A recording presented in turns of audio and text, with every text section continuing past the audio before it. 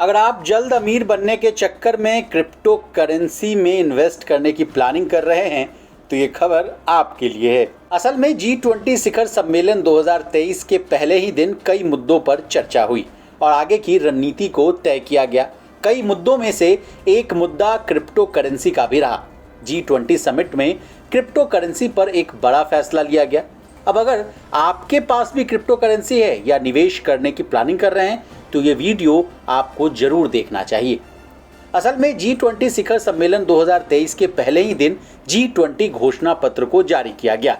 इसका नाम G20 new Delhi leaders declaration था। इस घोषणा पत्र में क्रिप्टो करेंसी को लेकर अहम बातें कही गई। घोषणा पत्र में क्रिप्टो करेंसी पर अंतर्राष्ट्रीय मुद्रा कोष यानी IMF और फाइनेंशियल स्टेबिलिटी बोर्ड के द्वारा तैयार किए गए सिंथेसिस पेपर का स्वागत किया गया।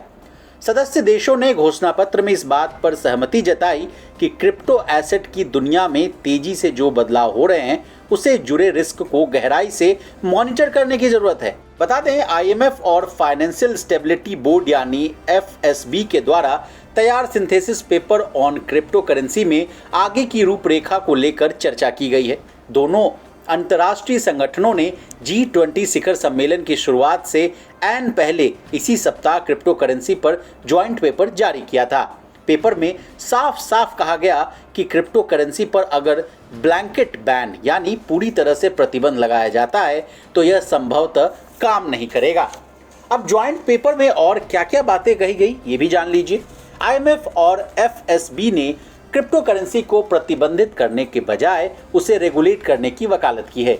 अब जबकि G20 के घोषणा पत्र में उस पेपर का स्वागत किया गया है, यह इस बात का साफ इशारा है कि दुनिया की प्रमुख अर्थव्यवस्थाएं आने वाले दिनों में क्रिप्टो करेंसी को बैन नहीं करने वाली हैं।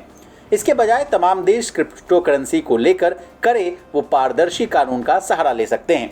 क्रिप्टो करेंसी के मामले में देखें तो G20 का ताजा रुख उसी तर्ज पर है जो भारत ने पहले से अपनाया हुआ है, यानी भारत ने क्रिप्टो करेंसी को बैन करने के बजाय सख्ती से उसे रेगुलेट करने का रास्ता अपनाया है। भारत में क्रिप्टो करेंसी को बैन नहीं किया गया है, लेकिन भारी भरकम टैक्स लगा दिया गया है। इसके अलावा G20 की बैठक में भारत और अरब देशों के बीच रेल नेटवर्क बिछाने और शिपिंग को लेकर भी बात बन गई है। अमेरिका, सऊदी अरब, UAE और भारत मिलकर जल्द ही एक ज्वाइंट इंफ्रास्ट्रक्चर विकसित करेंगे। ये खाड़ी और अरब देशों को रेलवे नेटवर्क के जरिए जोड़ेगा। ये शिपिंग लेन के जरिए भारत तक भी फैला हुआ होगा। जाहिर सी बात है, आने वाले समय में भारत की इकॉनमी और ट्रेड सेक्टर को इसका काफ़ी फायदा मिलेगा। इस नेटवर्क से भारतीय लोगों को काफ़ी फायदा होने वाला है। अब जाते जाते G20 शिखर सम्मेलन के बारे में जान लीजिए। G20 का पूरा नाम ग्रुप ऑफ 20 है, जो दुनिया की 20 प्रमुख आर्थिक ताकतों का समूह है। इसकी स्थापना दुनिया को प्रभावित करने वाले आर्थिक मुद्दों पर प्रभावी राय तय करने के उद्देश्य से हुई है।